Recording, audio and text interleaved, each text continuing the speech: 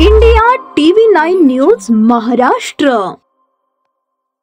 पूर्वी झालेल्या भांडणाचा राग मनात धरून तरुणावर तलवार कोयत्याने प्राणघातक हल्ला करून जखमी करण्यात आल्याची घटना बुधवारी मध्यरात्री हुतात्मा कुर्बान हुसेन हॉलच्या मागे घडली।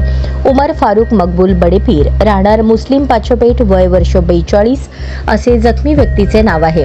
या प्रकरणी जयदत दलाल, उमर मिरजकर, सद्दाम हत्तुरे, सुफियान हत्तुरे, मैनू हत्तुरे, शोएब शेख आणि 2 अनोळखी इसम अशा 8 जणांवर जेल रोड पोलीस ठाण्यात गुन्हा दाखल करण्यात आला आहे। पोलिसांनी दिलेल्या माहितीनुसार मुस्लिम पाचपेठ कुर्बान हुसेन हॉलच्या मागील रहिवासी असलेले उमर फारुक मकबूल बडेपीर आणि जयद दलाल यांच्यात 28 फेब्रुवारी रोजी तक्रार झाली होती। त्या भांडणाचा राग मनात धरून जयद दलाल आणि त्याच्या साथीदारांनी मोटरसायकलवर घरापर्यंत येऊन उमर फारुक यास जीवे ठार मारण्याच्या उद्देशाने हातात तलवार कोयता घेऊन तलवारीने वार करून गंभीर जखमी केले आहे। याबाबत महिला सहाय्यक पोलीस निरीक्षक भांबिष्टे या गुन्ह्याचा तपास करत आहेत।